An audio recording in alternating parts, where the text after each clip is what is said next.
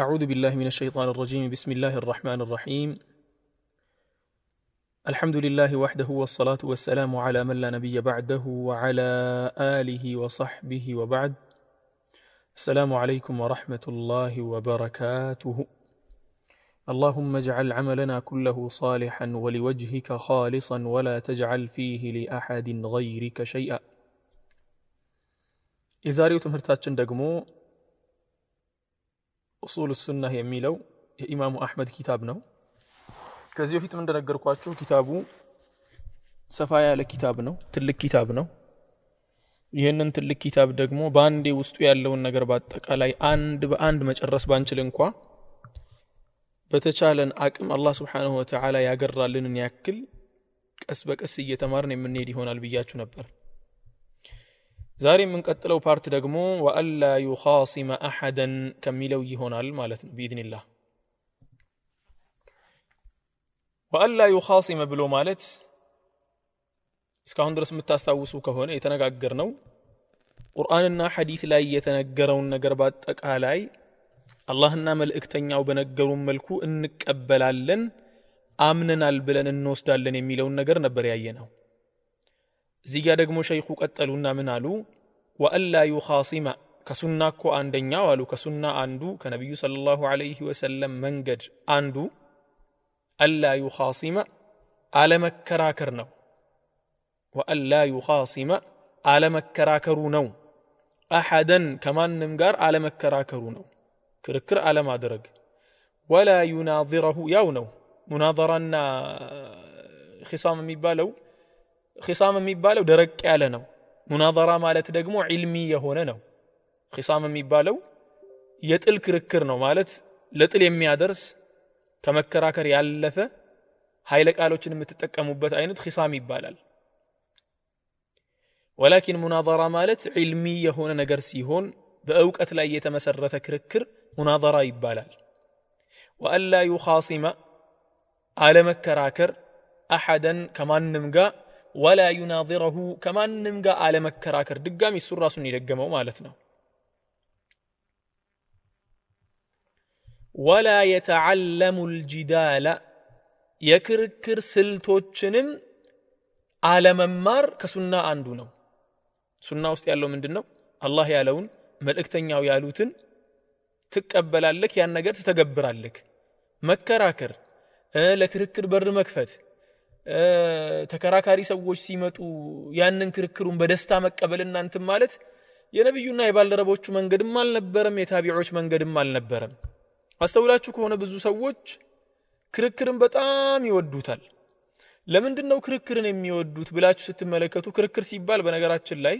በሱና ውስጥ መከራከርን ነው እንጂ ከዚያ ውጪ ያለውን የሌላ እምነት ተከታዮች እነሱ ውይይት አድርጎ ማምጣቱ ከዚህኛው መስመር ውስጥ አይገባም። በተለይ ያንን ክርክር የሚያደርገው ግለሰብ በእውቀት የተሞላ ክርክር የሚያደርግ ከሆነ፣ በማስረጃ የተሞላ የተደገፈን ክርክር የሚያደርግ ከሆነ ከዚህ ውስጥ አይገባም። እዚህ ጋር እየተጠቀሰ ያለው ነገር ግን የቀደር ጉዳይ ላይ መከራከር፣ የሲፋ ጉዳይ ላይ መከራከር፣ የኢማን ጉዳይ ላይ መከራከር፣ አላህ ቁርአን ላይ ያወረደውን ነብዩ ሰለላሁ ዐለይሂ ወሰለም በሐዲታቸው የተናገሩትን ነገሮችን መከራከር የሱና ሰዎች ስራ አይደለም ማለት። ማን እንዲህ የሚለው? ኢማሙ አህመድ ኢብኑ ሐንበል ነው ረሂመሁላህ። ወላ የተዓለሙ الجدال የክርክር ስልትን አለመማር ከሱና ሰዎች መንገድ አንዱ ነው። ولكن አሁን في الازمه المتاخره አሁን ባለንበት ዘመን ግዴታ ሆኖብን ለመማር ተገደናል። አሁን የክርክርን መንገድ መማር የሚባለው ወይ ደግሞ علم المنطق የሚባል ነገር አለ። እሱም መማር ግዴታ ስለሆነ ብዙ ወንድሞች ያን ነገር ተምረውታል። ሲማሩት ግን ይሄን ነገር ይዘው የሚመጡ ሰዎች ላይ መልስ ለመስጠት እንጂ ያ ነገር ጥሩ ስለሆነ አይደለም። ተግባባ። ሎጂክ የሚባለው ነገር ማለት ነው። ሎጂክ የሚባለው ነገር ጥሩ ስለሆነ አይደለም እንደ ትምህርት። ወላኪን በሎጂክ መተው ሰዎችን ማሳሳት የሚፈልጉ ሰዎች ስለመጡና ስለበዙ እነሱ ሰዎች በሎጂክም ሲመጡ ሎጂኩ ከኢስላም ጋር እንደማይጣረስ፣ ሎጂክ ከሱናና ከቁርአን ጋር እንደማይጣረስ ለማሳየት ነው እንጂ የምንማረው علم المنطق የሆነ ትልቅ ቦታ ኖሮት አይደለም በኢስላም ውስጥ። ስለዚህ ምን አለ?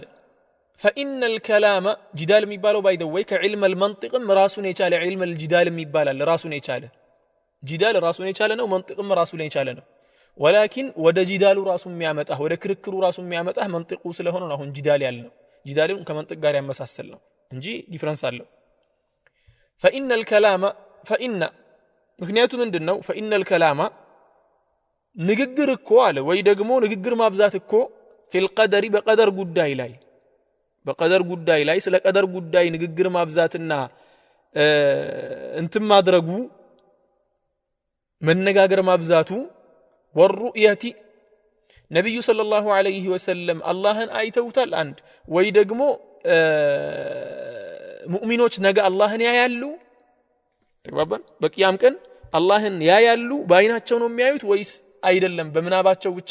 በገስ በማድረግ ብቻ ነው የሚያዩት የሚለው ነገር በመናቡ ዓለም ብቻ ነው የሚያዩት ወይስ ባይናቸው ያዩታል የሚለው ነገር እነኚህ ነገሮች ለክርክር የሚቀርቡ ጉዳዮች አይደሉም والقرآن ስለ ቁርአን ምንነትም ለክርክር የሚቀርብ ጉዳይ አይደለም ይሄን ነገር ያለበትም ምክንያት እስቲ ነግራችኋለሁ ምክንያቱም እሱ ራሱ ዝቅ ብሎ ይናገራል መሰለኝ ስለዚህ ጉዳይ ማለት ነው وغيرها ከዚህ ውጭም ያለ በቁርአን በሐዲስ በመሳሰሉ ነገሮች የተነገሩ ነገሮች ለክርክር የሚቀርቡ ጉዳዮች አይደሉም አላህ ተናግሮታል አለቀ خلاص ሁሉን አዋቂ አምላክ ነው የነገረን ነብዩ ተናግረውታል ሁሉም አዋቂ የሆነው አምላክ የነገራቸው የተከበሩ ነብይ ናቸው የነገሩን ከሁለቱ የመጣውን ነገር ደግሞ ቀኝ ግራ ሳናንገራግር እንቀበላለን እንከተለዋለን በዚያ ጉዳይ ላይ ግን ውስጣችን ጥያቄ ይፈጠራል ዕውቀት ያለው ሰው ጋር ሄደን ይህ ነገር እስቲ እንዴት ነው መረዳት ያለብን የሚለው ነገር ማስተንተን ነው ከኛ የሚጠበቀው ማለት ነው ሸይኹ ይሄን ነገር የተናገሩበት ምክንያት ምንድነው ሲባል ነብያችን ሰለላሁ ዐለይሂ ወሰለም ሐዲታቸው ላይ ሲናገሩ لمن ترك المراء وان كان محقا በሚልም ተናግረዋል ከዚያ ውጭም በጣም ብዙ ማስረጃዎች አሉ ክርክር ጥሩ ነገር እንዳልሆነ ልብን አድራቂ ነገር እንደሆነ የነብያችን ሰለላሁ ዐለይሂ ወሰለምና ባልደረቦቻቸው መንገድም እንዳልሆነ ተግባባን የነሱ መንገድ ምን ነበር ማስተማር ነበር መማር የሚፈልግ ሰው ይማራል ቁርአንና ሐዲስ ላይ ያለው ነገር ይማራል ከዚያ ውጭ ግን በቁርአንና በሐዲስ ላይ ያለው ነገር ላይ ጥያቄ ያለው ሰው የሚያውቀውን ሰው ይጠይቃል ማለት ነው ከተማረ በኋላ ይጠይቃል ያንን ነገር መጠየቅ ሁላችሁም እንደምታውቁት መጠየቅ በእስላም በጣም ከሚደገፉ ነገሮች አንዱ ነው ምክንያቱም ረብ العزة والجلال በቁርአን ሲናገር فاسالوا اهل الذكر ان كنتم لا تعلمون የሆነ ማታውቁት ነገር ሲያጋጥማችሁ ዕውቀት ያላቸውን ሰዎች ጠይቁ ያንን ነገር የማታውቁት ከሆነ ብሎ ነገር ረብ العزة والجلال ስለዚህ በእስላም ዕውቀትን ማካበት በደንብ አድርጎ ማወቅ ዓሊም መሆን ይደገፋል ለክርክር ብቻ ብሎ ግን የሆነ ነገር ማወቅ የሚደገፍ አይደለም ማለት ነው በእስላም ነገሮችን ለማመዛዘንና ትክክለኛ የሆነውን ነገር ለመያዝ እንጂ ምንማረው የምናጠናው ለመከራከር አይደለም حتى ነብዩ ሰለላሁ ዐለይሂ ወሰለም የሆነ ሐዲስ ላይ እኮ ረግመዋል ዒልምን ሲማር አዋቂዎችን ሊከራከርበት አዋቂ ያልሆኑትን ደግሞ ሊሸውድበት የሚማርን ሰው ነብዩ ሰለላሁ ዐለይሂ ወሰለም ተናግረዋል የተረገመ ሰው እንደሆነ ማለት ነው ስለዚህ ዒልምን የሚማር ሰው ወይ ደግሞ የሆነ ነገር ማወቅ የሚፈልግ ሰው ለማወቅና ያን ነገር ለመተግበር መሆን አለበት ተባባን ከሱና አንዱ ምንድነው ወአላ ይኻሲመ ከላይ ተመለስኩኝ ወአላ ይኻሲመ አለ መከራከርን ነው ከሱና የያዝ ነው ማለት ነው ወይ ደግሞ ከሱና መሆኑን የምናውቀው ኢማም አህመድ ኢብኑ ሐንበል ሁላችሁ የምታስታውሱ ከሆነ ለነብዩ ዘመን በጣም ከሚቀርቡ ዑለሞች አንዱ ነበር ነግሬያችሁ ነበር አይደል እሳቸው ለነብዩ ዘመን በጣም ከሚቀርቡ ኪታባቸው እኛ ጋር ከደረሱ ቀደምት ዑለሞች መካከል አንዱ ናቸው የሐንበልያ መዝሀብ ማለት ሳዑዲ አረቢያና መሰል የጎረቤት ሀገራት በአጠቃላይ የሚተዳደሩት አሁን በሐንበልያ መዝሀብ ነው በዚህ መዝሀብ ላይ ነው የሚሄዱት የዚህ መዝሀብ ባለቤት ናቸው ኢማሙ አህመድ ኢብኑ ሐንበል ማለት ነው ወአላ ይኻሲመ አለ መከራከር ሱና መሆኑን ያወቅነው አሐደን ማንንም አለ መከራከርን ولا يناظره على مكراكرن ማለት ነው ይሄኛው ግን ኺሳምና ሙናዘራ ይለያያል ኺሳም ማለት ያለ ዕውቀት መከራከር ነው ولا يناظره ማለት በዕውቀት መከራከርን በሱና ጉዳይ ላይ ነው ያልነው እንጂ ከሌሎች ሃይማኖቶች ጋር የሚለው ነገር አያካትትም ይያልኳችሁ ነው ولا يتعلم الجدال የክርክርን ስልት على መማር ከሱና አንዱ ነው ምክንያቱም ስልቱን ያወቀ ሰው ራሱን መያዝ በጣም ይከብደዋል ያን ነገር ከመተግበር فإن الكلام ንግግሮች እኮ የሚደረጉ ንግግሮች ወይ ደግሞ መናገር ብዙ መናገር ማብዛት እኮ في القدر بقدر ጉዳይ ላይ መናገር ማብዛት والرؤية አላህን ስለማየት ጉዳይ ምክንያቱም አላህ Subhanahu Wa Ta'ala እንደሚታይ ቁርአን ነግሮናል ነብያችንም ሰለላሁ ዐለይሂ ወሰለም በሐዲታቸው ላይ ግልጽ በሆኑ አሐዲቶች ነግረውናል رب العزة والجلال الله سبحانه وتعالى ነገ ላይ እንደምናየው ያን ነገር ሲነግሩ ግን ሰለላሁ ዐለይሂ ወሰለም እንደዚህ ይሆናል እንደዚህ ትሆናላችሁ አይናችሁ እንዲህ ይሆናል ይጠባል ያድጋል እንት የሚል ነገር አልተነገረንም صفاውም አልተቀመጠልንም ምክንያቱም ليس كمثله شيء وهو السميع البصير رب العزة والجلال وصف ማድረግ ስለማይቻል ማለትም ወስፍ ማድረግ ስላችሁ ከሌላ ነገር ጋር ተክይፍ ማድረግ ተምሲል ማድረግ ስለማይቻል አላህ በነገረን መልኩ ብቻ ነው የሱን ሲፋ ማወቅ የሚቻለው ከዚህ ጉዳይ ጋር ተያይዞ والقرآن የቁርአንንም ጉዳይ ምክንያቱም ቁርአንን መخلوق ነው የሚሉ ሰዎች ስላሉ የቁርአን ጉዳይ ለክርክር አይቀርብም وغيرها ከዚህ ውጭም ያለ ነገር من السنن ከሱና ከሐዲስ ያገኘናቸው ነገሮች በዚህ ነገር ላይ መከራከር አግባብ አለ መሆኑን ነው ምናውቀው አለ መክሩሁን የተጠላ ነገር ነው መንሂዩን عنه የተከለከለም ነገር ነው عنه ከሱ ወይ ደግሞ እሱን ከመስራት ተከልክለናል አለ ማለትም ሱና ላይ የተጠቀሱ ነገሮችን ቁርአን ላይ የተጠቀሱ ነገሮችን ቁጭ ብለን በዚህ ነገር ላይ መከራከር አላስፈላጊ ነገር መሆኑን ተነግሮናል ተግባባን ولا يكون صاحبه ولا يكون አይሆንም ማለት صاحبه ይሄን ነገር የሚያደርግ ሰው صاحبه ማለት አድራጊው ማለት ነው ጓደኛው እንደማለት ነው ትርጉሙ ወላኪን አድራጊው ለማለት ነው እዚህ ጋር ولا يكون አይሆንም صاحبه አድራጊው ይሄን ነገር የሚያደርገው ክርክርን የሚማረውና ለመከራከር ለተቀን ሽንጡን ገትሮ ጧት ከማታ እንትን የሚል ሰው ክርክር የሚፈልግ ሰው አይሆንም إن أصاب بكلامه السنة على even ሌላ ነገር ቀርቶ በሚናገረውና በሚያደርገው ነገር ሱናን እንኳ ቢገጥም ወይ ደግሞ እውነትን እንኳ ቢናገር من أهل السنة كسنة ሰዎች አይሆንም ምክንያቱ ሲባል ሱሉክ ያደረገ ያለው እየተከተለ ያለው የሱና ሰዎችን መንገድ ስላልሆነ حتى يدع الجدال ويسلم حتى يدع اسكيتو درس الجدال ክርክርን እስኪተው ድረስ ويسلم اللهنا መልእክተኛው ያሉትን ነገር እጅ ሰጥቶ ሙሉ በሙሉ እስኪከተል ድረስ ويؤمن بالآثار ከነብያችን ሰለላሁ ዐለይሂ ወሰለም በደረሱን ነገር በአጠቃላይ ሙሉ በሙሉ እስከሚያምን ድረስ ያ ግለሰብ ከሱና ሰዎች ተብሎ አይቆጠርም አሉ ረዲየላሁ ዐንሁ ወረሂመሁላህ ይህ ነገር አሁን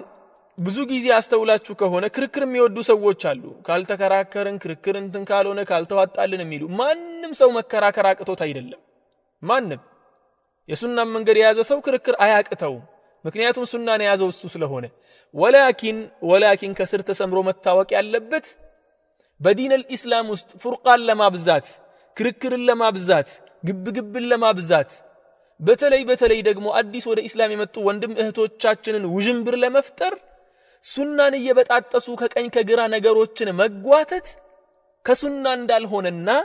ነብዩም ሰለላሁ ዐለይሂ ወሰለም ከዚህ ነገር ይከለክሉም እንደነበር ብዙ ሐዲሶችም አሉበት በነገራችን ላይ አሁን የኢማሙ አህመድን ንግግር ብቻ እንዲጫርጫር ያደረግን ያለፈን ያለነው ሁላችሁም እንደምታውቁት የመጀመሪያ ዙር ስለሆነ ነው ሶስተኛ ዙር ላይ ስንመጣ ደግሞ ሁለተኛ ዙር ላይ ትንሽ አዲላዎችንም እናመጣለን ሶስተኛ ዙር ላይ ደግሞ እንተነትነዋለን በኢዝኒላህ ተዓላ አላህ የዚያ ሰው ይበለንና ስለዚህ ያለው ነገር ምንድነው ክርክር የሚፈልጉ ሰዎች የሱናን መንገድ የነብዩን ሰለላሁ ዐለይሂ ወሰለም መንገድ እየተከተሉ አይደለም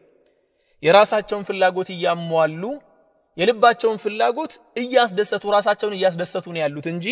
የነብዩን ሰለላሁ ዐለይሂ ወሰለም መንገድን ተከትለው እንዳልሆነ ሁሉም ሰው ማወቅ አለበት የነብዩ መንገድ ምንድነው ከአላህና ከመልእክተኛው የመጣውን ነገር አይ እዚህ ጋር እኮ ተበጥሶ ነው እዚህ ጋር እኮ ተቀንጥሶ ነው በሚል ነገሮችን እየፈለፈሉ መሄድ ሳይሆን ከአላህና ከመልእክተኛው የመጣውን ነገር ሰሃቦች በተረዱት መልኩ ታቢዖች በተረዱት መልኩ ቁጭ ብሎ ያን ነገር መቀበልና መተግበር ነው ማለት ነው አንድ ይሄ ከዚያ በኋላስ ምንድነው ያሉት ተረድታችኋል አሁን እስካሁን ድረስ ያለውን ነገር ተረዳችሁኝ እስካሁን ድረስ ያለው ወአላ ይኻሲመ ከሚለው እስከ ወዩእሚነ ቢልአታሪ የሚለው ገብቷችኋል መልስ ስጡኝ ባረከላሁ ፊኩም ጀሚል እሺ ከተረዳችሁ በጣም ጥሩ ኦኬ አሁን ደግሞ ወደ ላይ እንሄዳለን ማለት ነው وألا يخاصم እሺ والقرآن كلام الله እንዳትሳሳቱ ያው የሚቀጥል ገጽ ነው ይሄኛው አንድ ገጽ ላይ ስላሉ ነው እንዲህ ያሰፋሁት እንጂ ሰብሰብ ብናረጋው አሁን እዚህ ጋር ጨርሰናል እንደምታዩት እዚህ ጋር ጨርሰን ያቆም ነው وألا يخاصم የሚለው እዚህ ጋር ነው ያለው ከዚያ በኋላ ወደ ላይ ተመለስን ማለት ነው እዚህ ጋር መተን والقرآن كلام الله ወደሚለው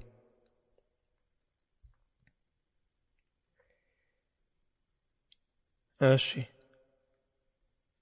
والقرآن كلام الله አለ ሌላው ደግሞ ከሱና አንዱ ምንድነው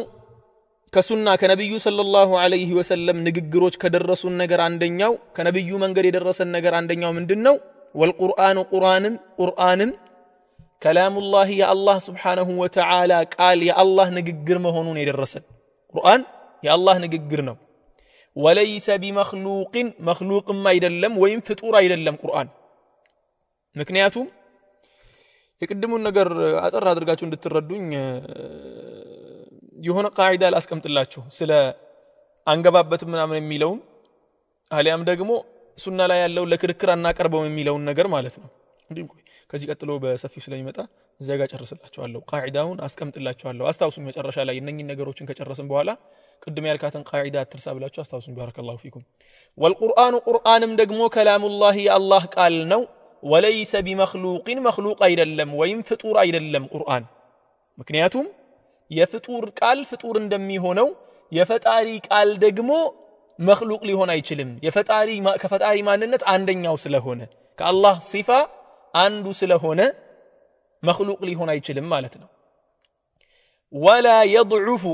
ولا يضعف ማለት እንትን ነው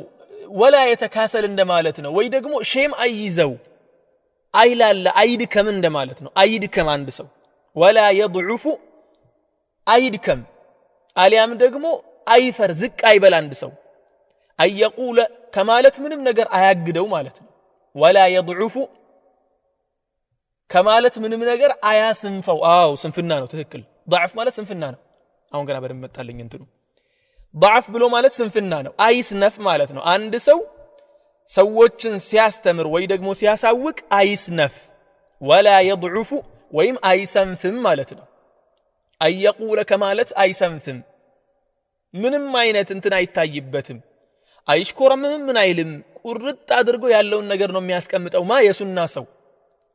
ምን ከማለት አይየቁለ ከማለት አይስነፍ ليس بمخلوق مخلوق አይደለም የሚለው ነገር ምንም የሚከብድ ነገር የለውም ምክንያቱም ሲባል የአላህ Subhanahu Wa Ta'ala ሲፋ ነው ቁርአን አበደን مخلوق አይደለም ليس بمخلوق ያንን ከማለት ምንም አይስነፍ አለ قال ከዚያም ምን አሉ ኢማሙ አህመድ ረሂመሁላህ فإن كلام الله يا الله قال ብሎ ማለት እኮ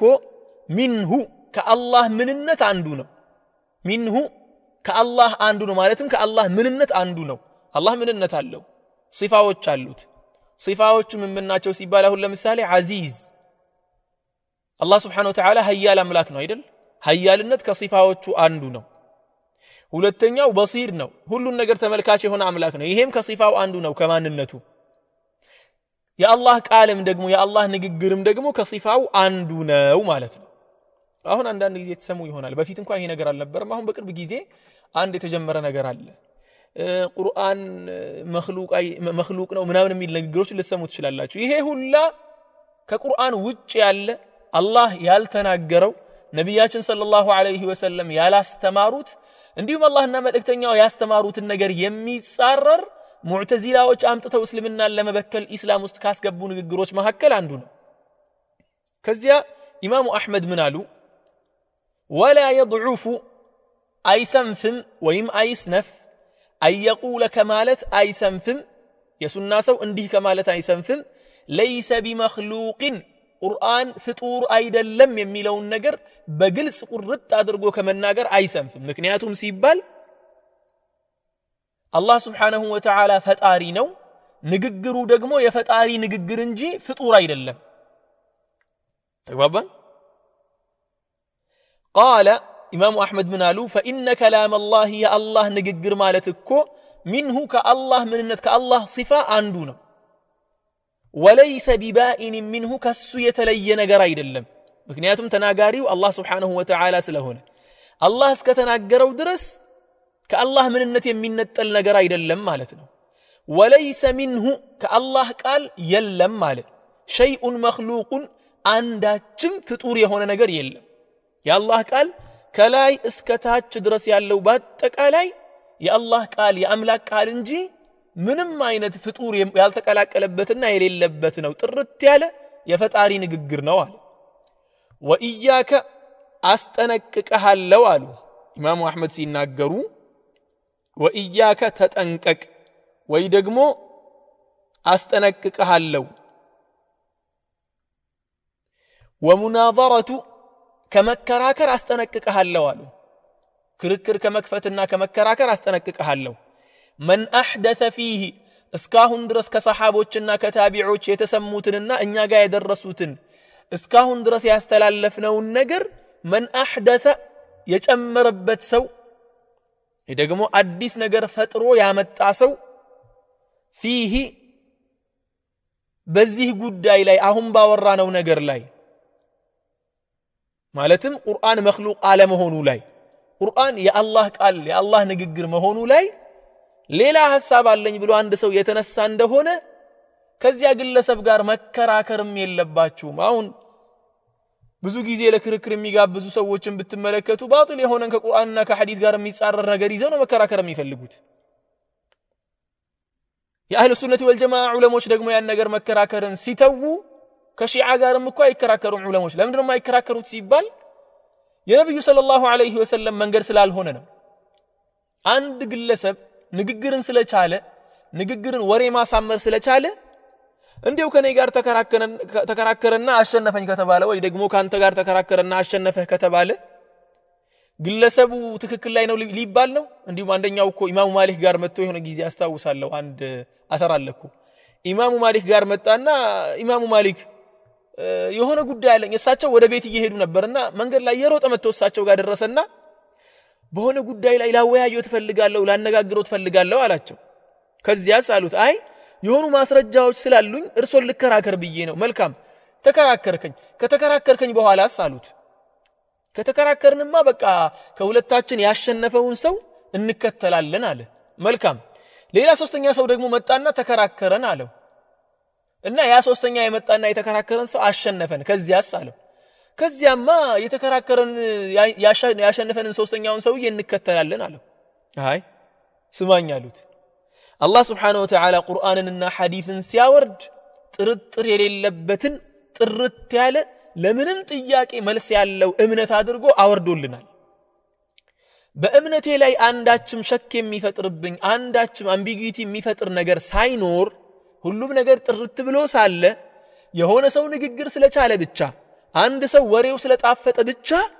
እሱን እየተከተልኩ ያኛውንም እየተከተልኩ መሄድ ከሆነኮ ወደፊት ምን ይፈጠራል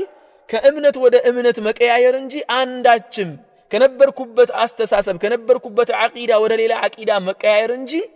አንዳችም የጸና አቋም ሊኖረኝ አይችልም ስለዚህ የቁርአን ምንነትን እስከተረዳ አንድ ሰው የቁርአን ምንነት በደንብ አድርጎ የተረዳ ሰው ፍጥራ ላይ ያለ ሰው የሐዲስን ምንነት በደንብ አድርጎ የተረዳ ሰው ከመከራከር ወደ መማር ነው የሚያዘነብለው ምክንያቱም መከራከር ቅድም እንደነገርኳችሁ ልብን ያደርቃል ብያችኋለሁ አንድ ጊዜ እንዲህ ያጋጠመኝ ነገር አስተዋውሳለሁ አንድ ግለሰብ እየተከራከረ በጣም ተከራካሪ ነው በጣም እየተከራከረ በጣም ድንበር ከመተላለፉ የተነሳ የሆነ ነብይ በማይሆን ንግግር ተናገረ እኛም ምናምንበትን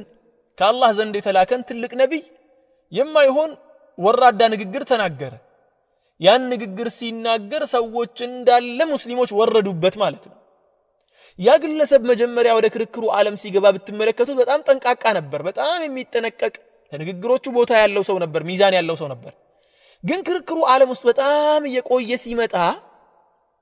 ያ ነገር ልቡን አድርቆት ከዳዕዋውም ሴክተር በጣም ከመራቁ የተነሳ ምን ላይ ገባ ማለት ነው መከራከርና ማሸነፍ መሸነፍ የሚለው ነገር ልቡን እንትን እያለ መጣ እየገዛ መጣ ማለት ነው ያ ነገር ደግሞ በኢስላም የሚደገፍ ነገር አይደለም መከራከር ካስፈለገ በውይይት መልኩ በተለይ ለሌላ እምነት ተከታይ ሲሆን ከሱ ጋር መከራከር ይቻላል በኢስላም ውስጥ ደግሞ ከሆነ ለክርክር የሚጋብዝ ነገር እኮ የለም ሲጀምር ምንም የሚያከራክር ነገር እኮ የለም ቁርአን አለ ሐዲስ አለ የሰሃቦች ንግግር አለ አይደል እንዴ ለምንድነው መከራከሩ የሚመጣው በቃ ቁርአንን መከተል ሐዲስን መከተል ሁለቱን ስንከተል ደግሞ በሰሃቦችና በታቢዖች አረዳድና በእነሱ አስተምህሮት መከተል ነው ባልደረቦች በነብዩ ሰለላሁ ዐለይሂ ወሰለም ባልደረቦችና በእነሱ ተማሪዎች አረዳድ መከተል ነው እንጂ ነገሮችን ከግራ ያዩ አንድ አፈቀላጤ ሰው በመጣ ቁጥር ንግግሩ ባማረን ቁጥር እሱን እየተከተልን የምንሄድበት ውጅንብር ለመፍጠር በር የሚከፍት እምነት አይደለም ማለት ነው ኢስላም